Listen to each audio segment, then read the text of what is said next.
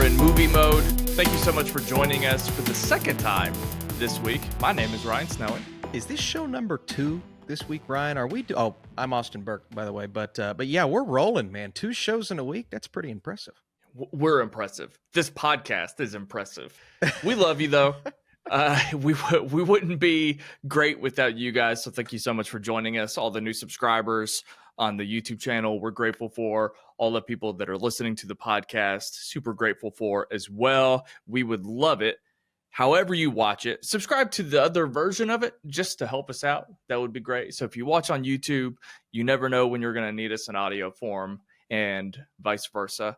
And we're just trying to grow this thing. And it's exciting, though. I will say, too, we reviewed Kalki 2898 AD. And a lot of our listeners and viewers probably were just like, what the hell is this? What is movie mode turning into? Do you kind of want to speak to our coverage of that movie and why we did it and what listeners and viewers can expect from us in that regard?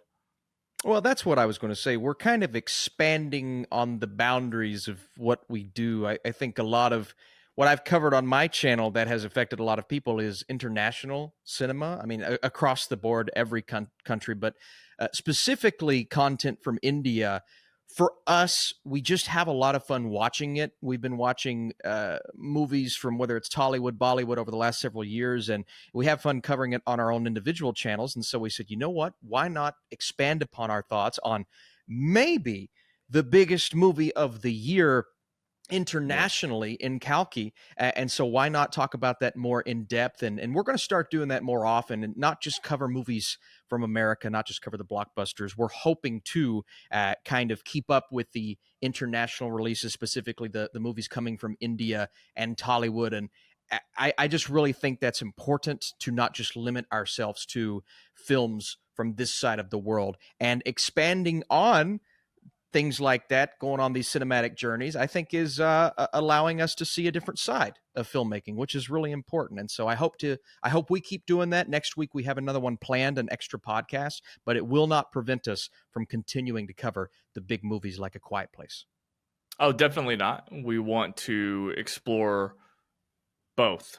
And it's not just about like, hey guys, just so you know, you're going to see us reviewing Indian movies. It's like, part of our mission is to bring you guys along for the ride. So if you are primarily an American audience or maybe a European audience or whatever, and you have no idea what these other movies are that we cover, we want to bring you in on it. We want to tell you about these movies, and I don't know, maybe you'll find yourself watching them because we told you about them and you're joining in on the conversation as well. So it's not that, hey, we're also doing these episodes for this group of people over here. We want everybody enjoying everything. And I think, to point out something that you just said and to kind of expand upon it, I've been having a blast because it feels like it's 10 years ago when we were at the height of YouTubing about movies and podcasting about movies and just having a blast doing it. And there's something about being a part of this. I don't know. It's like a newfound experience. We've discovered, and it's such a silly thing to say because Indian cinema, as far as I can tell, has been thriving and flourishing for years. And so we're pretty late to the party, but it feels new to us, and we just want to hang out and see what it's all about and learn what they've been doing. So, and learn and maybe teach it in a very poor way. You know, one of the funniest things that I discovered in our comment section is that I pronounced the name of the river wrong in Kalki. So for those of you who don't know, guys, Kalki 2898, it's like an apocalyptic, science fiction futuristic story, and it has roots in a lot of their scripture and ancient texts and things. So it's really cool. You should listen to our podcast about it. But the opening of the premise is that you're in an apocalyptic wasteland, and part of it is because the river has dried up, and that's how you know that this prophecy is gonna. So I don't even remember what I said, but I mispronounced the name of the river to the point where I said a completely different word. in whatever language it's rooted in, and the word that I said means bald. No So way. Mr. Baldy, basically said the Bald River has dried up, and I've been getting shit for it. And That's so anyway, amazing. but that's the kind of stuff I want more of that, guys. Like, I would rather just like make dumb mistakes like that and learn that way, because it's just more fun. So anyway, I got a kick out of that. Yeah, don't worry. I get I'm trying to learn the names and the words and how to pronounce certain things, but I also, in my review, Ryan, I said the name of the movie wrong at one point. I said 2989. And everybody made sure, like, hey man, you Yeah, trying to learn, you don't even know the name of the movie yet. Oh, actually, they were very nice about it. That's another thing that I they really were actually. love about our fans from India is they're very responsive and nice, and they're always recommending movies, and I really appreciate that. It does indeed feel like we're starting a new journey. I love that feeling of whether it's starting a new channel or doing something for the first time that I find really interesting. And I haven't had this feeling like this spark, this YouTube spark, in years. And being able to Yeah. dive into this and starting my or revamping my second channel and Burke reacts and doing more reaction style videos and covering a lot of content from India, like, this is so much fun. And I'm still keeping and maintaining what I love on the first channel, and I know you're having a very similar experience. So I'm really enjoying it, going on the journey with you, going on the journey with all the new subscribers, and it's translating to this podcast as well, man. We've got a lot of great new listeners. Yeah, I'll say this and then we'll move on to our first topic. But guys, next week we're going to be talking about a movie called Kill. It's like John Wick on a train. It's primarily, I guess it is Bollywood because it's in the Hindi language. So watch the trailer for Kill and see if it's something that you'd be interested in watching, and maybe go to the theater and watch it. But either way, we're going to be talking about that on one episode, and then we'll be talking about Maxine, of course, next week. So both of those are coming, but just see what Kill is all about, guys. It's a great trailer. Great trailer. It is. All right, so let's get into our first topic here. I feel like we're a little bit late to this, but it's okay. It's given me more time to process. I don't know exactly how you feel about James Gunn's Superman and all of the leaked photos that have come out. I think the primary story and the primary talk is centered around the suit. The suit, lit the internet on fire when they did that first look. That was just a weird thing to happen. But now that we have on-set photos and we have a better understanding and a better grasp as to what the Superman suit is all about. So I just want to open this up here. I want to know what you thought of all of the on-set photos regarding the suit, but also Lois or whatever else you got. I'm very curious to talk about this. Well, first of all, Lois, I think Brosnahan is perfect for her. I thought the casting was incredible. She's wearing the iconic outfit from Superman the Animated Series. There's just a lot of really cool Easter eggs that James Gunn's throwing in that are from these leaked set photos. And, the first reveal, the initial reveal of the suit was strange. I found the setup to be odd. I found the lighting to be odd. I questioned the suit not being as bright as it needed to be. And like, why does it look like this? And I don't know if they made any changes to the suit since that photo, because, James Gunn is one to at least respond to criticism on Twitter. And I'm sure he saw the criticism. Whether they made changes or not, it was a very poor initial look at the suit, because now that we're actually seeing it and all of these behind the scenes photos, I think it looks great. I genuinely think it looks great. The more I see of him walking around in this bright, colorful, clear nod to the classic Superman suit, very evident just the way that it fits on him, not maybe as tight as some people want, not maybe as sculpted as some people want, but that's part of why I liked Christopher Reeve's original Superman suit. And I think they're also combining that with the brand new Superman in New 52 with some of these designs and outlines. You've got the collar, which people are complaining about a little bit, but yeah, I think these set photos, I'm much more confident after seeing these, what he looks like, the smile on his face, the fact that the leaked photo of Clark Kent looks actually kind of like a disguise. I mean, he's got the hair makes all the difference in the world and something like that. The very curly hair, and then in the Superman suit, it's much more put together. And I'm like, I could see how people think that's two different people. And so it's really fun to see those things play out. Now, again, we don't know much of the story. We don't know where it's going. We have an idea based on some of the characters that we're getting, like Mr. Terrific, but I am actually really liking these set photos, and I'm much more confident than I was after that first just really odd look at Superman.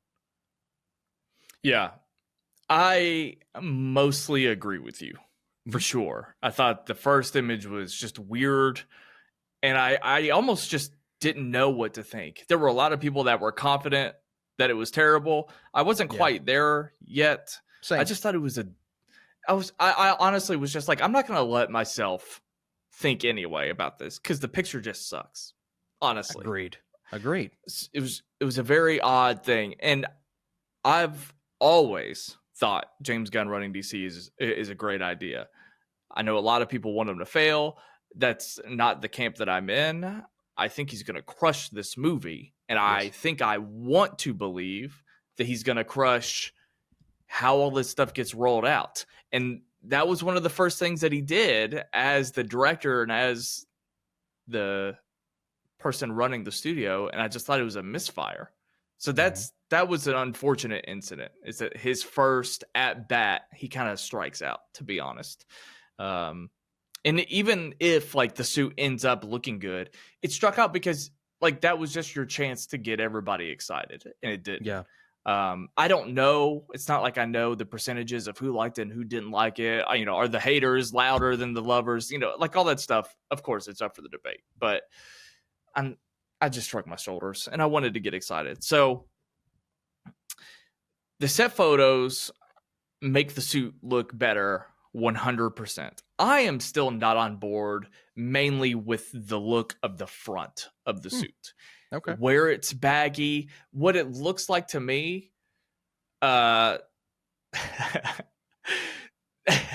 used to be, so Mark Riley, who used to work for the Schmoes and Collider. Sure. One of his Schmodown outfits was that zip up leather jacket with the Super man emblem on it. Yeah. It looks like Superman is wearing that zipped up motorcycle jacket, like her leather jacket for some reason. Now, once James Gunn comes out and talks about this a little more, I know what he's going to say, right? We're talking about a guy who flies faster than a speeding train, a speeding bullet. He's flying in space. It gets cold up there. He's going to need to wear something that insulates. It doesn't make sense to wear skin-tight spandex. That's why we do, it's going to make sense when you hear it explained. But right now, it kind of just looks like a guy wearing a zipped up motorcycle leather jacket, and it's baggy, and the emblem is like just flat. I don't know. I just wish there was a more sculpted, more textured. I'm not even talking about changing the colors. Like, I just wish there was a little bit of difference in it. Very small complaints. I also, regardless of everything I just said, I also think it's going to make way more sense within the context of the movie. So again, it's like the first look wasn't ideal. This stuff isn't ideal either, but it is better. So I think we're just going to, follow this trajectory, and that it's still going to be great looking on screen. So that's sort of where I'm at with it. I just wish I was more excited for all of these things. And I will say too, I don't think we talked about it, but it kind of goes back on something we discussed earlier on this podcast feed. I think it's great for this movie that these pictures are coming out. Yes. Regardless that there's backlash, there was always James Gunn can tweet something about this movie and everybody's going to lose their shit. So it doesn't matter what, but the fact that people are already thinking about this movie, getting excited, Captain America 4, what? Like, this is what it's all about. So I'm pumped for this and grateful that we got to see these first look images. And also it just rules seeing some of the imagery with the other characters. I'm not even that really familiar with like Mr. Terrific and all that, but I'm excited to see what he does with it, because it just feels like we're already steeped in the world. Like, we're not going to bother with another origin. It almost feels like we're already watching a sequel in the middle of James Gunn's universe. The fact that we're already implementing all of these characters and things. And that's just where we are, I think, with comic book superhero audiences. We don't need any more of this. Just give us a new story with new characters and make it feel different, and I'm good.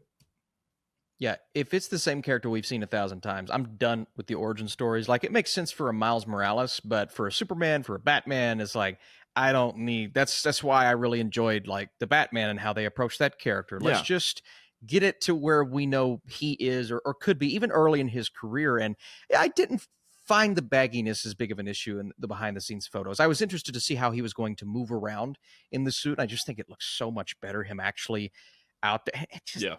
Again, it makes you look at that initial release and say, what in the world were they doing? And I have been of the mindset for quite some time that behind the scenes looks for these blockbuster movies can be really annoying because they can spoil things. They get people talking, they get people frustrated when within the context of the movie, it's going to be a lot better. But I'm with you for Superman because they were already, kind of the hype was a little lower, maybe based on that initial reaction. They needed something to get that hype back before we get even close to a trailer. I think the hype is back. I think this has turned a lot of people around, swayed a lot of people. At least the color scheme, people can chill out and say, that's the bright Superman that we were looking to. And now they're making those comic book comparisons that make a lot more sense with what James Gunn was initially saying. And so I'm super hyped for this. Love the casting. I think it's great that we're already in that world with a Mr. Terrific. People were saying the guy with the U is Ultraman. I don't know who that is. I don't think it is Ultraman. I just can't wait to see Lex, and not a behind the scenes photo of Lex, on screen Nicholas Hoult as Lex Luthor. I think he is going to freaking crush that role because this guy's a dynamic actor. So man, I'm getting really excited for this. And compared to something like Captain America that's had 70,000 reshoots, I am, way more, like 100% more on board to see this compared to a Captain America 4. Me too, which is already like, I'm amazed by that. Like, when you consider the state of things, when you consider our previous, I don't want to say loyalties, but, you and I are much more entrenched in the Marvel Cinematic Universe. For sure. I mean, that's also just an obvious thing to say because we're talking about a universe that hasn't, we're just getting this off the ground. But okay, MCU versus DCEU. We're obviously much more entrenched and tethered to the MCU. And I just think it's a great start for James Gunn's universe that you and I are talking like this. And, and I love Captain America and I'm excited for that movie, but it's like, they also just haven't given us anything to get excited about yet. I mean, they put out those Empire photos and it's like, I've already forgotten about them. Or it just makes me more afraid for the movie because it's like, we're hearing about, Harrison Ford and the potential for Red Hulk, and then you've got Tim Blake Nelson, and we're bringing this back, and then it's going to deal with whatchamacallit in the ocean and adamantium, and it's just like it sounds like it's too much for that movie. Yes. And whether it is or not, maybe James Gunn just bloated the exact same way. I just think the narrative around James Gunn's Superman is much stronger than the obvious comparison is the other Boy Scout, and that's why we're talking Cap. But I think the Daredevil set photos, I thought that was great. I think Marvel, unless they've changed their perspective on that, I think Marvel hates that we've seen that shit already. Sure.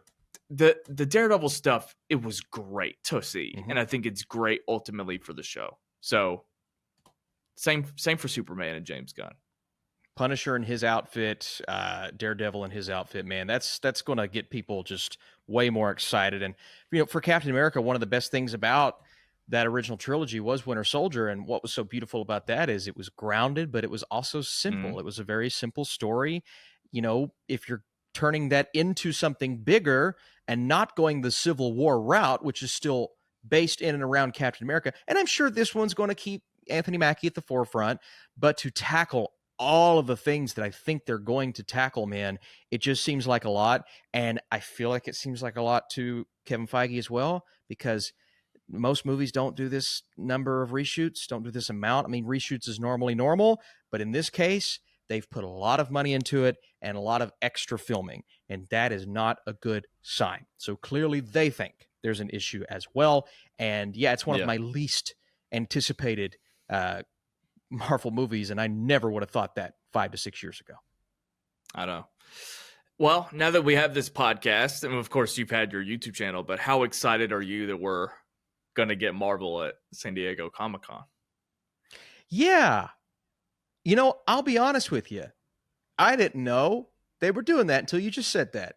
So I guess I am excited, you know, but the hype is not there for me right now. And maybe this will get it there. Yeah. But it's not there. I understand that going into it, but I think that week we're going to ball out. I hope. Like as a fandom. I hope. It was a choice to decide to go to San Diego Comic-Con. So I am under the impression that they know they have to wow us. Mm-hmm. I think Kevin Feige knows the state of the fandom.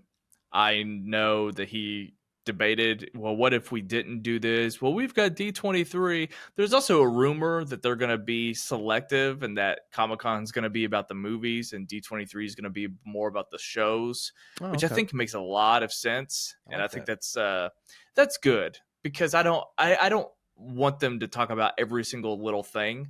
Just hype us up at Comic-Con. Mm-hmm. I don't need to hear about Agatha. Okay. Like John Campea was making me cringe so hard on this show the other day. He was talking about how excited he was for Agatha and he's more excited for that than anything else. And he can't believe anybody else isn't as excited. I'm just like, really, dude? Like, you're that pumped for Agatha? It's like, I'm not even going to act like it's going to be bad or anything, but it's like, but how are you hyped? It's like, that's not what anybody is asking for or wanting out of Marvel, especially now. So it's just like, okay. He's Agatha, hyped whatever, because of all the fake out names, Ryan. They faked us out with the titles, and it was Agatha all along. I actually called it's that, by genius the way. Marketing. Genius marketing. Like, we haven't seen a marketing campaign since Deadpool. I don't know. Whatever. Stupid. Yeah. All right. Well, good. Now you got something to try to get excited about. Don't you miss the days, Ryan, when Loki was up on stage walking around and the people are freaking out? Even a couple of years ago when they announced Blade, I guess it was more than that now, but when they announced Blade, the hype surrounding Blade was crazy. And then they just stopped going to Comic-Con and they just stopped garnering all that anticipation through those events. And I'm like, man, just go back and look at when the Age of Ultron cast was coming on stage. Like, dude, those are some of the most iconic Marvel moments. And if you're going to get this fandom reinvested in this franchise, you have to do things like that and nail down these dates and confirm that you're doing these movies to get people hyped. And so I think this is the first stepping stone. I'm not hyped yet, but I think I will be once we see everything that they do at San Diego.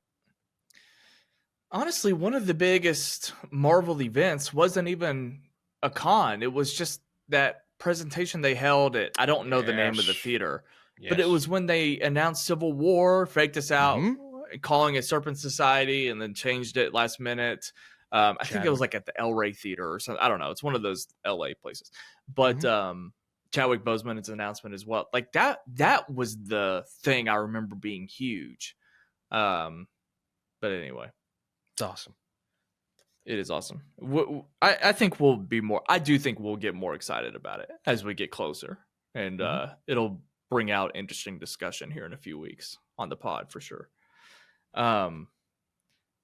So we talked about covering Kalki at the top. We're obviously here to talk about A Quiet Place. Day one. I almost said part 3, but day one. I just wanted to take a second and laugh at the fact that last week I talked about how I was going to see Horizon and how I was like pumped to see it. You were so excited, Ryan. And I want to wrestle with this idea because ultimately we saw Kalki, we saw A Quiet Place, and we were probably, and you even said this, a little movied out. But once I saw the box office tracking for Horizon, that it apparently was going to flop and like barely make 10 million or whatever it is right now. I remember looking at that and thinking to myself, I don't need to see this. and and then I thought about why I thought that. I was like, what an interesting idea. I'm choosing not to see a movie because it's already going to do poorly in theaters. It's not because of a Rotten Tomatoes score.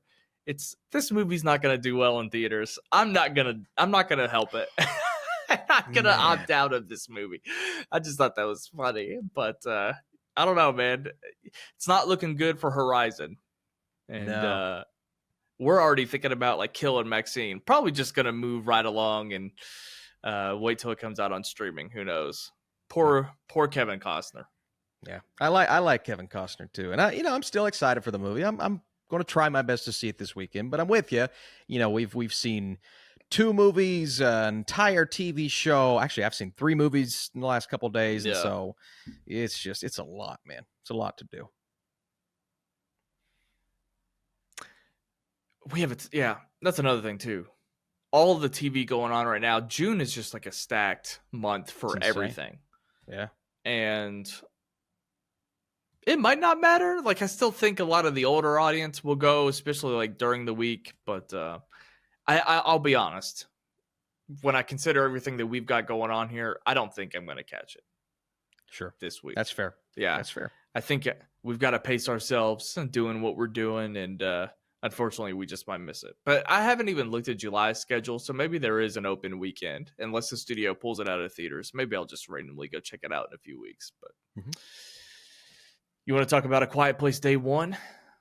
Yeah, let's do it. I kept wanting to call it Part 1 in my review. I never did it, but I kept wanting to call it Part 1. But it's Day 1, even though it technically is kind of Part 1. And it's a prequel that I've been saying for years before this was announced was a great idea. Just give us different locations, give us different characters, give us this. And they're finally doing it. And so I was pretty excited for this movie yesterday, Ryan.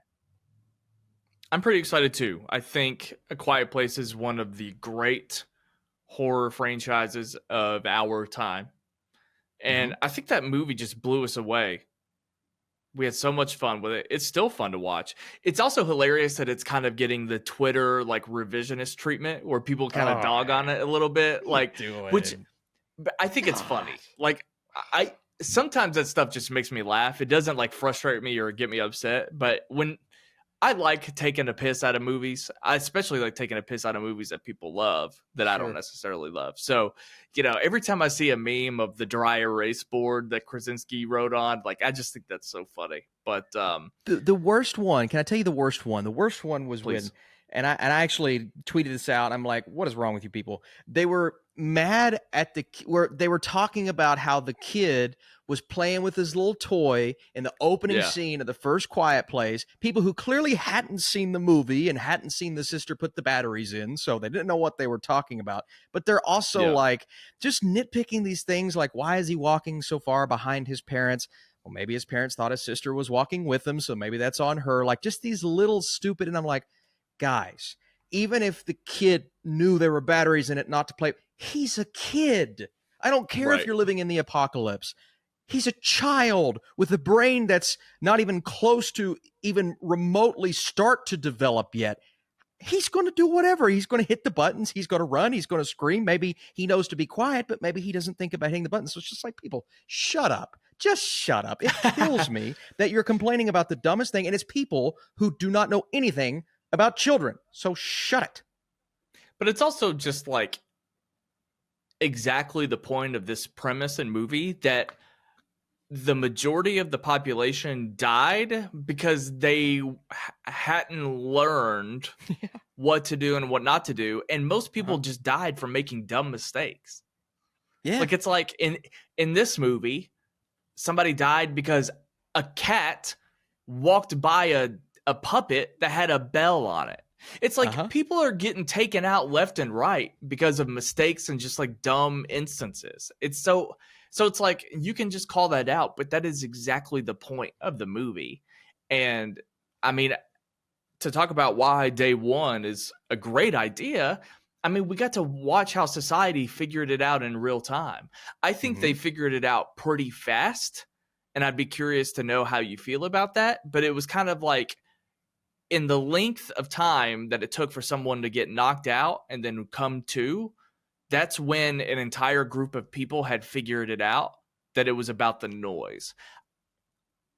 I don't know how I feel about it, honestly, but I think we'll get into that. But that's why this was a good idea to explore Mm-hmm. this in this movie, because I was curious to see. Yeah, I thought the flashback in part 2 was fun. The Mm-hmm. camera sits in the car while all that chaos goes on around them. And anyway, so I was excited to see this movie. And I also feel like we have to bring up Cloverfield in this conversation. I made a joke about it in one of our videos that we did, because we make like 6 videos for every movie. But I made a joke that somewhere Bad Robot is crying. So this is the third A Quiet Place.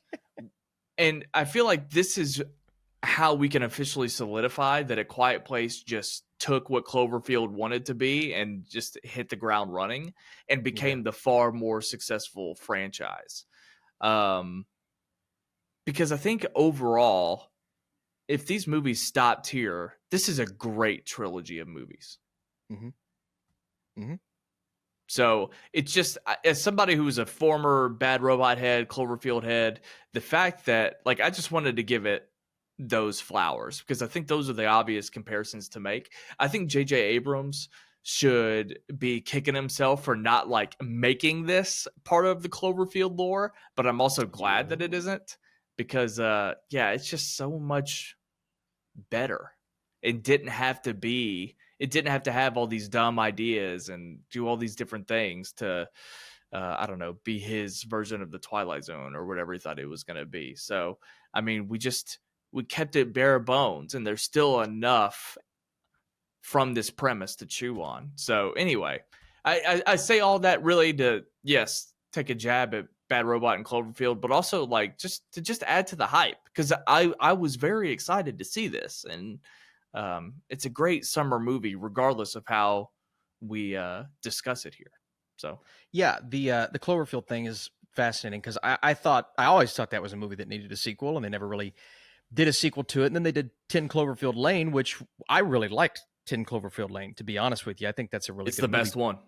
For sure. For sure. And the first one's fine. It's fun.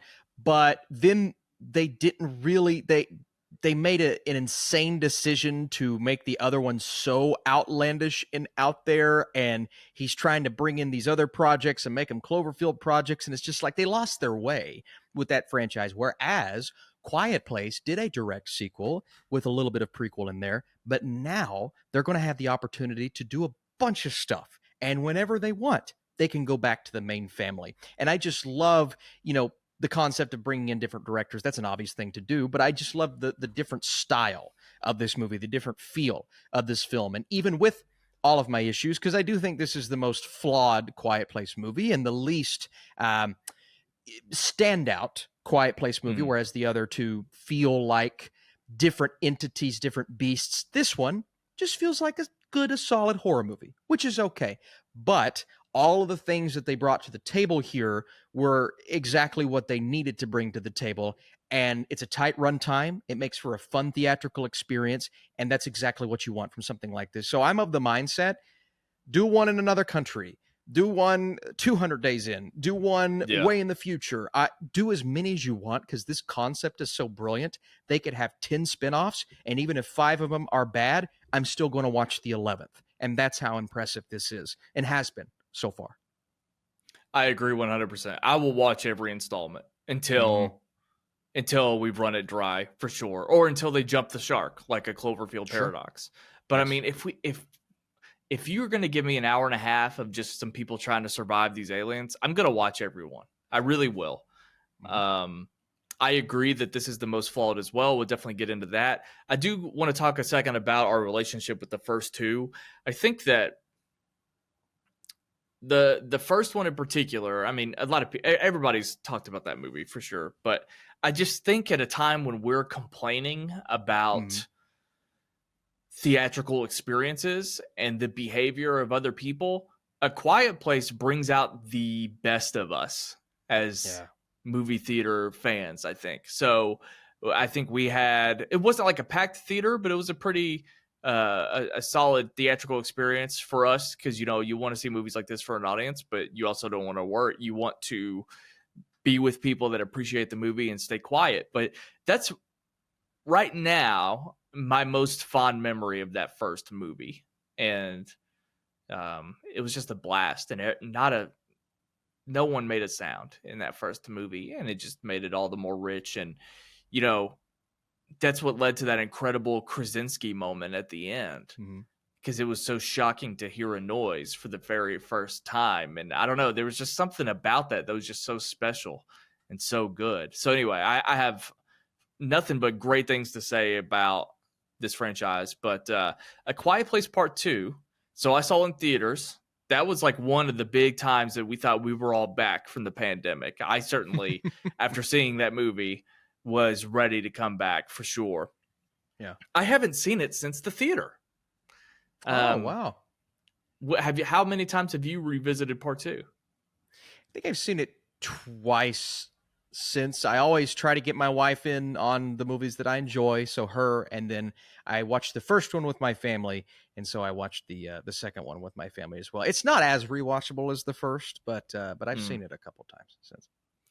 Yeah, so I was just kind of curious where you were on that, because I didn't have the most updated frame of reference, even though I think we agree mostly on the entire franchise. But yeah, I remembered just getting a kick out of it. I don't know. I think what I mainly wanted to hear from you is like, is my perception off? Because am I just thinking about how much fun I had because it was peak pandemic and I needed it to be great or wanted it to be great? Like, or was I right about it? I think Part 2, it was one of my favorite movies of that year. I think it's a genuinely great sequel that capitalized on the first movie. It's funny too, because always when I'm watching these movies, it's always a memorable theatrical experience, but not necessarily because of the quality of the film. So the first Quiet Place, I watched it twice in theaters. The first time, I'm not going to say who it is because he may listen to this podcast, but someone that I went to the movie with decided to get popcorn, didn't recognize that everybody else was trying to stay quiet during the movie. And so he's just munching while people are tiptoeing in the film. And my wife and I are like, what are we doing? What are we doing? And finally we had to say, maybe just eat that a little quieter, because nobody else was making a sound. And then the second time I watched the first Quiet Place, there's something called Hillbilly Days in Eastern Kentucky. That's right when I watched it. And so I walked in with my friend. We watched A Quiet Place. We really enjoyed it. You heard the Ferris wheel in the background. You heard the carnival stuff going on. So it took away from the experience. That kind of pissed me off. And then there was a monsoon, apparently, while it was happening. So while we're watching A Quiet Place, we hear screams in the background. We hear, run! And so oh God, we walk out to a desolate carnival. No one was out there. And my friend and I, who had no clue it was going to rain and had just watched A Quiet Place, were like, bro, what just happened? Because everyone had ran to seek shelter. And so that was one of the most unique, hilarious. We cracked up after we found out, when we saw the puddles and everything, that had happened. And so I feel like every time I watched one of these movies in the theater, and then the first time I saw Part 2, there was a fight that went on in the front row during the movie. During the movie, two people started yelling at each other. And so I'm like, man, I can't get away with not. So yesterday when we watched day one, Ryan, it was the first time that I've not experienced something hectic and chaotic while A Quiet Place was happening. But it always provides a good theatrical experience based on the quality itself. Isn't it kind of nice, because we've seen a few movies together over the last few weeks, isn't it kind of nice to just know that the person beside you is not going to do shit? Even my close friends, I'm like, I love you guys. I really do, but they don't see a lot of movies like I do. And so they'll start talking in the middle of the film, or they'll reach over and ask a question, or they'll check Snapchat. Like I have a cousin who sometimes checks Snapchat while we're watching movies. And I'm like, I just can't. I don't know, man. it's so hard to find someone that has that same level of respect for the cinematic experience that you do and that I do. Yeah, when I know that I need to check my phone or just want to check my phone, I already have the screen brightness as low as possible. It's still bright in a dark theater, but I lean and show it to my face only. Yep. I also time when I decline my seat. I make sure the movie is loud and like something crazy is happening. So if I'm like I'm gonna go to the bathroom, I go on and decline my seat, and then I will wait for that moment, but I've already taken care of that anyway. So I'm already thinking about all that stuff. I wish more people were like us. Same, bro. Take note, guys. We're the cinematic experts over here. We're the shit. Yeah, we're the shit. No, I'm just kidding. But so anyway, glad to hear that I'm not off base on A Quiet Place Part 2. But I definitely want to watch it. I think it'd be fascinating to check it out, especially post Oppenheimer, Cillian Murphy, and I don't know, maybe get more excited about whatever it's called, 28 years, whatever it is. Yes. 28 years later. But anyway, so I'm just going to broadly tell you why I think this is the weakest entry. Before I start, though, I don't think this is a bad movie. I'm not upset. I'm not frustrated. I'm just going to tell you why I think it's obviously the weakest. Because what's kind of cool about this franchise, based on what we've seen from our comment section, is that everybody's kind of mixed. So I think it's awesome that a lot of people think this is even the best. I think that's cool. Because we're just talking about 3 great movies at the end of the day. If I hated this movie, I would be annoyed, but I'm not. I think the first 2 movies are the best because it just rises above the franchise, I think. And it pulls it, somebody who's not a horror guy like me. These are the kind of movies that I like. They pull me in, they get me excited. And this is why I talk so highly of the franchise in the first place, are these 2 movies. This is just the most typical horror movie of all 3, in my opinion. So we kind of talked about the revisionist history, if you will, the nitpicking and things like that. I nitpick every horror movie to death.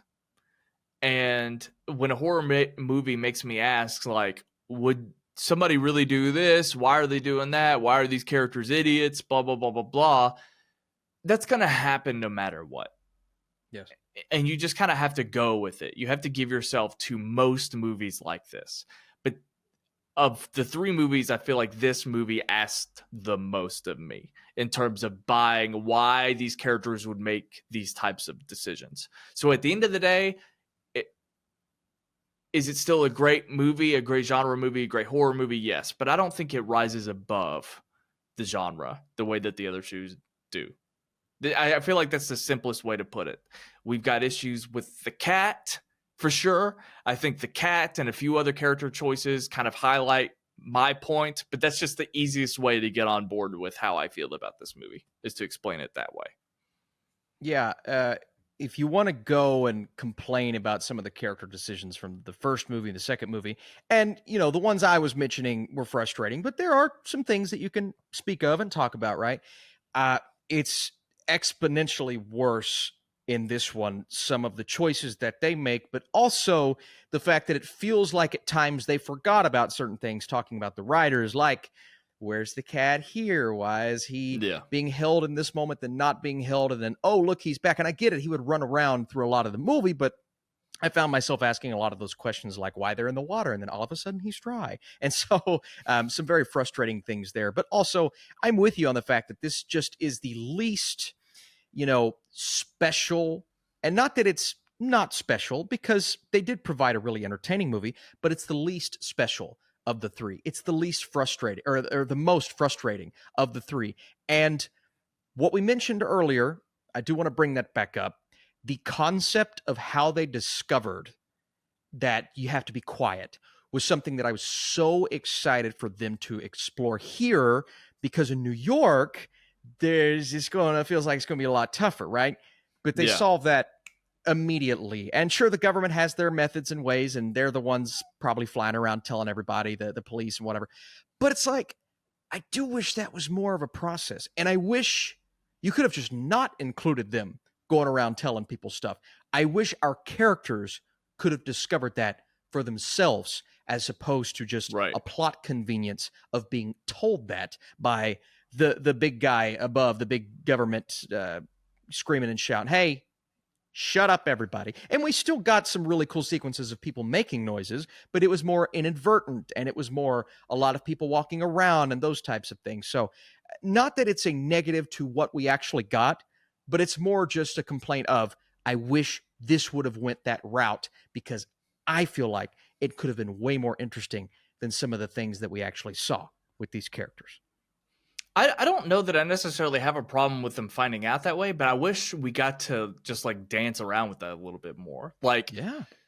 like having maybe a prominent character that was military that would fly in on a helicopter and maybe had a loudspeaker megaphone or whatever and talking to these people, and like maybe Lupita Nyong'o could see like for her own eyes somebody getting attacked because they clearly yelled back or whatever, and then notice like one of those moments where in World War Z, there's that moment where the kid who's immune, all of the zombies just like walk around him. So I think that's another thing too that I wish this movie did. Because let me bring up my point, because I don't want people to get confused. So again, this isn't a bad movie, but part of the narrative and part of the story is the idea that people have to figure this out. So I'm going to make sure that everybody understands that I acknowledge that. So it's like, it's built into the premise. When you call this day one, it's built into the premise that people are allowed to be more dumb. And I know that. That's why the cat is honestly the worst example of it. But I wish there were more instances of people just like making a loud noise and then just stopping and staying quiet instead of continue. Like, so if they already know they're attracted by noise, why are you running away from the briefcase that you just dropped and flopped over when the running is going to create more noise? If you're silent after that fact, aren't they just going to blow past where you're standing and try to figure out what the briefcase is?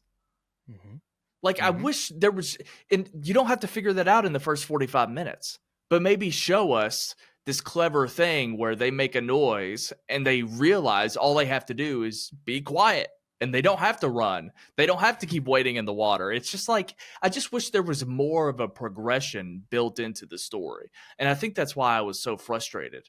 There's a scene, not to spoil too much, but for whatever reason, when Joseph Quinn's character's amongst the aliens, he still continues to try to save the cat. And it's like, no, dude. What are you doing? Like, how about we contemplate whether it's smart to have a cat in the first place? Because that's what this movie made me think about. The insane liability every pet on Earth is in this world. Yeah. Like, think about it. Yeah. Dogs in this universe they're gone. They're dead. They're gone. So dead. Dogs got themselves killed and their owners killed. And that was a massive reason why the majority of the pipe. That and the sleep apnea community. Gone. Just gone. That's great. Oh, and notice how we didn't see a lot of babies in this. That's right. They're toast. Yeah, no babies, bro. The babiys are gone. I mean, the 1-year-old. But they do a great job. They do a great job with the baby in the first movie, or the first two movies. Yeah.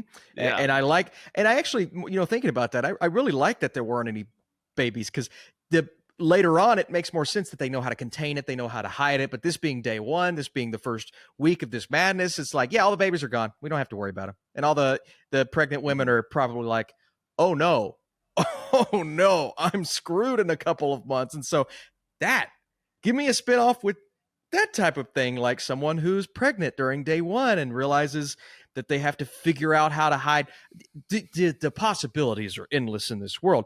But even though they didn't think about some of those character decisions and forgot about some things within the writing, within the script, they did think about, dogs are gone. We're not going to see any dogs. Babies are gone. We're not going to see any babies, because that first day, you probably lost about half the population of the earth in that That's first right. day. And now you have people who are a little smarter, but still pretty stupid. I think of that scene, and this isn't a spoiler. I think of the scene where everyone's walking around, and you got the briefcase, you've got that person in the wheelchair, and all these noises are building up and building up. And like you said, when one thing happens and you see one of the creatures jump down, instead of doing something that makes sense and using your brain, it's just like screaming and yelling, and not to make noises. Why are you making noises? And so, yeah, I just felt like the decision making across the board in this movie was pretty dumb, which is along the lines of other horror movies, unfortunately. I also think we can talk more in these movies, guys. Like, there's a scene where they're in her apartment, and they're literally still not speaking, and I'm just like, guys, you can speak. Just whisper. Like, I mean, it's easy. Just whisper. Like, just barely talk. But when yeah, I think if I didn't already say this, maybe I already did. But yeah, going back to my point where this is the movie that made me question its premise more than the other two. It's just like, this movie is choosing what the inconvenient noises are, and I don't really care for that. So I just think it was less consistent on that front. But yeah, I think you could actually talk more. I'm trying to think of something that happened right at the beginning of the movie. It was just like the quietest thing that got somebody killed, but I can't remember what it was. But anyway, I just think the rules were the most inconsistent for this movie. And she was going around. I won't say the moment or what actually happens, or we can talk more in spoilers, but she's doing something over here and making really loud noises, and then he like barely scrapes on some glass, and they're all like, huh? And instead of going after the big loud car, they go towards that guy. And just like the logic of that, whereas this noise is a lot louder and they're already closer to it compared to this noise, maybe that would have gotten their attention, but thinking about it after the movie was over, I don't think it would. And that happened a couple of times in this film where I didn't notice it as much with the first two movies. I did notice it more so with this one. But I think the moments that do work for me, and this is very early on, guys, but you guys already know the premise, so whatever. But there's a character early on where after they figured out that they need to be quiet, there's a character early on where all of a sudden the power goes out, and that prompts a generator to kick on. And I feel like in moments like that, you wouldn't think, and it would be more like fight or flight. So the smart move is obviously, hey, the generator just went off. Just don't go near it and you're fine. But this character, instinctively is trying to turn it off because he thinks he's going to get everybody killed. But like the idea that you can kind of like question it, I think is what makes it work. Sure. It's like, I probably would have done the same thing thinking I had to go turn it off. But really all you have to do in this world is just not be over there because, just shut the door that goes to that room. and everyone is going to be not quiet. Everyone's going to be quiet anyway. And so if it does draw them near you and the other people, then just keep being quiet. I mean? Instead of going to turn it off. Yeah. And again, I'm not bringing that up to complain. I'm like, those are the moments that work, I think.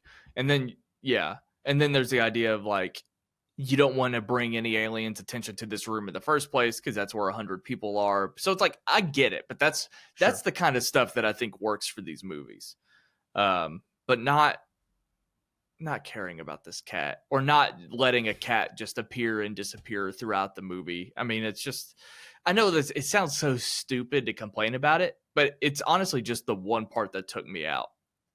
And when he was like when he's climbing up the thing to save the cat, and I'm just like, look, I love my dogs so much, and I would do anything in that instance except climb up this loud thing and know that I'm going to make noise. At that point, I'd just be like, see you later. Love you guys, but no, it's not happening. Do you want to kind of declare final thoughts and give everybody a heads up that we'll break into spoilers, or do you want to leave spoilers alone? No, I think we could talk spoilers for just just a few minutes. I think there are a couple things we could mention. All right. Yeah, I don't even think we need final thoughts. I feel like we've already kind of fleshed out how we feel about the movie. It's pretty Agreed. straightforward. But all right, Yeah. guys, let's break into spoilers for this film. Now, what you got? Yeah. So not to skip all the way to the end, because it's kind of what I'm doing here, but I think a really gutsy decision, and I feel like it's the right decision for this film. It's the way it should have went.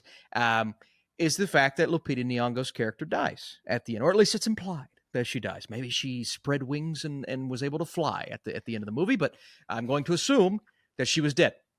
And so Yes. that's a very Rogue One feeling thing where you spend all this time with these characters, and one of our two leads gets away, and that was pretty awesome the way that happened. You kind of felt that really heartfelt moment where Djimon Hounsou's character grabs his hand. That was awesome. He's got the cat. Also, real quick, when did she have time, Ryan? There's a note that he reads at the end. Did I miss that when I went to the bathroom? When did she write that note? I'm not positive either, but I also don't have this question. So I don't know Okay. if there was something about the telling of that didn't bother me, I guess. But I'm Sure. not entirely positive. Maybe she just stayed up because they spent the night together. So maybe she wrote it the night before Sure. when like he was asleep or something. But I also went to Yeah, the because bathroom a couple times, so I don't even know if I yes, even considered to think about it.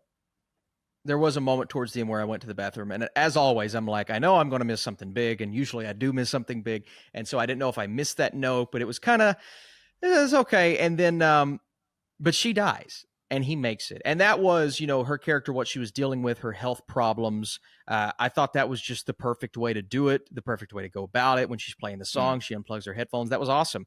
My issue with her, and I understand why she went back to that place and refused to go, but it's the whole, I'm going to get pizza. And I know she wasn't actually going to get pizza. She was going to get the photo and have the really emotional moment. But it's just like, for 2/3 of the movie, I'm like, I just, why are other people cool? And I know they weren't cool with it, but why are other people so willing to go back and get pizza with you? Just let you do something stupid. I don't want to go back and get pizza with you because I want to go somewhere safe. I don't want to die. And so that, her motive throughout the movie, not knowing what the actual motive was, I was just like, okay, go get pizza. I love New York pizza. If it was John's at Bleecker, maybe, but not the one she went to. Do you think there's something perpetually going on in these people's minds, especially her in her instance, because she has cancer? So I'm going to assume it's terminal. If they said it, I just forgot. But is there something going on constantly where they're just wrestling with their own mortality? So it's like, it's just a matter of time before I die. At least I get to choose when. So it's like, I guess my question is, do you think she planned for that pizza to be the last thing that she did from the start? And then That's that's what was inconveniencing her about having Joseph Quinn along with her. Or am I just saying something that's obvious and you're going to be like, well, no, duh, that's the point. No, I mean, you're absolutely it. I wouldn't say it's going to be obvious to everyone, but I would say that is absolutely the case. I think that was, she knew she was going to, I mean, that's why she unplugs the headphones at the end of the movie, because she's like, Yeah. I'm going to die soon anyway. This is something that was slowly killing me and now fast track killing me. And that's one of the beautiful things about her character. And I'm not saying I didn't fully connect to her character because of what she's going through. It was more so just not having a lot of those really touching examples of, especially between the family and the first film. There were so many beautiful moments and so many conversations, in quotes, that they shared together and things that got me emotionally connected. And while I thought Joseph Quinn did a nice job and Lupita Nyong'o did a nice job, I just wasn't super hooked on their story. It was more Right. so I got moved by the ending, but that journey there, I just wasn't quite connected. I see what they were going for with struggling with her mortality and all of these things, but I just wasn't really connected to that like I wanted to be. And I will admit, I think they did enough. Like I just think simply I didn't buy into it, but I think they did. I think they did all the right things in terms of making this compelling enough that you want to see if they can make it. I mean, that's the whole point, right? You want to see how these people Mhm. just make it out of every situation, but also Yes. you want to care. I just didn't care as much, but I don't really know what else they could have done to pull me on board. But to speak to, I wish we kind of talked about Joseph Quinn at the start before we broke for spoilers, honestly, because I think he was the thing I was most curious about going into this movie, because I don't know how to get excited about him being in Fantastic Four yet. Just because to me, he's only been Eddie in a season of Stranger Things. And like, there was like a brief amount of time where he was like an internet boyfriend, like when that came out. But other than that, I don't know anything about this dude. I've only seen him as that. So this was my first go around with him on the big screen. And I don't know. Like, I thought he did a great job, but he was kind of just like a character in a horror movie, and I don't think I would ever get excited about an actor from seeing them in this type of role. Does that make sense? Yeah, absolutely. Especially playing Human Torch, going from this, and I'm sure there'll be something else, but from this to that, I don't watch him in this movie and say, oh my God, now I am just Yeah. over the moon about him playing Human Torch. I thought he was great. I mean, genuinely some great emotional scenes, and what he did with his eyes a couple of times, the tears Yeah. towards the end of the movie, that was great. But it he didn't stand out in this film. Yeah. He just gave a really good performance, and maybe that's just Yeah. him. But I need to see more before I can get there on my hype for him. And again, I'm not hating. Like, I don't think he could have done anything else. It's just the fact that, like, if I go into this movie wanting to get excited about him, I don't think I can't start a Stan account for Joseph Quinn because of what he did in A Quiet Place Day One, even though I have no complaints. And like, Lupita did awesome too. Like, I thought that they were both magnetic on screen and did a great job. Yes. So it's just like one of those weird things where we're kind of, I don't know, everything in our mouths is really just such a justification that it's not the best movie, and not that it's even a bad or good horror movie or anything. I mean, that's really what our argument comes from. Yeah. So I wanted to touch on just, I think I was probably mostly frustrated of all the scenes with, well, I think the water and the cat thing annoyed me, but the ending, at that point, it's just like, I was waiting for somebody to just take their shoes off. Just take your shoes off if you want to be quieter. Like, maybe not when you're in the road. There's, you're breaking car windows left and right. There's glass all over the place. I get it 100%. But like, the boat sees that you're coming. The boat can turn around and be loud. So you don't, I mean, maybe like run to get a start to jump into the water. But you guys are making noise the entire time when I feel like you didn't have to. Am I wrong? No, you're right. And that was another seriously, that was another piece of my just not being able to believe some things that I saw in this movie. Like, humans would actually make those mistakes. You're absolutely right. Just take your shoes off. You creep around a little bit better because you weren't very good at creeping around. And Lupita can even go and make those noises, fine, but just do Lupita, I understand. I mean, that was the whole point, is that she's trying to distract. I understand, but like, him just like taking off, the breathing and the stepping, it's just like, all you had to do is just walk away. But also there's an element to it too where I'm just like, how much would they hear? I know they have like incredible hearing, but let's not act like these monsters are insanely loud themselves. So like, I feel like if they're distracted by car alarms and they're all screaming and hooting and hollering and stuff, like, would this guy running over here distract all of them from Lupita? Like, it's like, I just again, it's all these questions just make me enjoy it a little bit less. That's really all that it comes down to.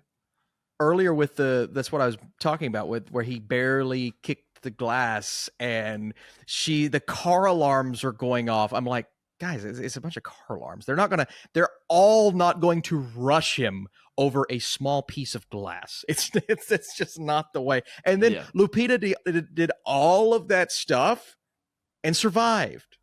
Whereas somebody earlier in the movie can like step wrong and die, and those aliens are right behind him at the point that he jumps. It's like it's a narrow miss, even though he's being that less loud than Lupita. So anyway, so there are probably people that are annoyed with this conversation and with us. For sure. So what is the argument against what we're saying? Suspension of disbelief is often the argument for a movie like this, because in a movie like this, you need people to make dumb mistakes, and with something so bad happening all of a sudden, and they say in the movie, they're like, "Is this the apocalypse? Is this where we all die?" It is easy to say, well, the rationale just maybe wouldn't be there. It wouldn't be present. And he's dealing with some very, some anxiety, some panic attacks through the movie where she's holding onto his heart and he can't control himself, can't calm down. I think that was actually a nice touch to his character. Very stressed out individual. Who wouldn't be in this moment? So someone who is on edge like that, and I'd say most humans would be in this situation, I think some of that decision-making would be a little chaotic. I think some of that decision-making, you wouldn't have the time, I believe, to prep yourself, especially where you just learned that you can't make noises, to prep yourself to do every little thing at all points all the time. That's something that it probably took Krasinski's family in this universe years to learn and years to master. And so my argument against how I actually feel in this movie is maybe the people making dumb decisions are just scared to death and freaking out and having panic attacks constantly like that. And that's fair. I think that's a very fair argument. And I would absolutely listen to someone. I personally couldn't get past it.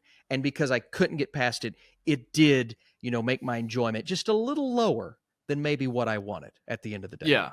Yeah. No, I think we admitted at the top that like that's built into the movie. So it's just whether or not we choose to accept it or not. So absolutely. But is there anything else that we need to cover? I mean, we kind of touched on this idea, not that there needs to be, but I also brought up that there's not really a path forward other than the fact that we can just assume you can always make these movies. But because this was just such a vignette of day one, there isn't really much else to it. No, and that's okay though. I'm fine with that. This isn't a movie that needs I guess you technically could do a sequel if you wanted to, but you don't need to, and that's cool. Just keep bringing me spinoffs but let's go to another country. I'd like to go to another country for that. Maybe cool. Joseph Quinn makes it back home somehow. I don't really know how. I don't know how you. Oh yeah. Oh, you're right. How do you? Let's think about the fact that I don't know how hundreds of people can get on a boat and then the boat can start its engines and then leave the dock without the aliens taking every single one of those people out. Like, how can that logistically be pulled off? Like, seriously, that's the kind of stuff that this movie makes me think about. It doesn't make any sense. And then they're just blowing the horn as they go through the river. It's like, that's just stupid. Yeah, it is. So yeah, you're absolutely right. So how can they get 100 people to a boat, start up the engines, and get away in time? Maybe they can, but maybe make that a scene in the movie. I think I just wanted this movie to be like War of the Worlds. It's kind of, like if they did more War of the Worlds, because that was another point that I had. My bad point is that I want to not trust more people. I don't know what motives you would or wouldn't have in this type of, because it's not quite like Walking Dead-esque. It's not quite, I mean, the apocalypse part, but for sure you can have different motives and agendas because you're speaking and you have to, so that I wish there was a level of distrust. It didn't have to be in this movie, but I want to see it somewhere else. But Yeah, if Joseph Quinn can make it to England, and I don't know, maybe he lives on his family farm and they have underground tunnels that they can survive in and talk. That way we can actually hear some people talking, and then, like, I don't know, planning like a war against these people. I want to see like A Quiet Place year 10. Mm. And I just want to see like a war, like people have figured out they can build, but it took 5 years to build these bunkers in England, and Joseph Quinn happens to be in the resistance, and they figured out Yeah. like they figured, like, just do more of that kind of stuff. Yeah, that would be sweet. It is fun, though, thinking about how everybody found out at different times about the whole sound thing. It's like they Yeah. could have found out on day one because you're in a city with people shouting it out over a speaker, or you could have found it out on day 250 when you saw a bunch of people die for that specific reason. And so it's fun to see. And that's why I think the concept of doing it in so many different locations and places, because they're all going to be finding things out at a different speed. But I think you're inevitably, we're going to get to a point where we're going to take the aliens down and take Earth back. And so that's a cool place to end it if they want to end it there in a handful of years, however long it's going to take. Yeah.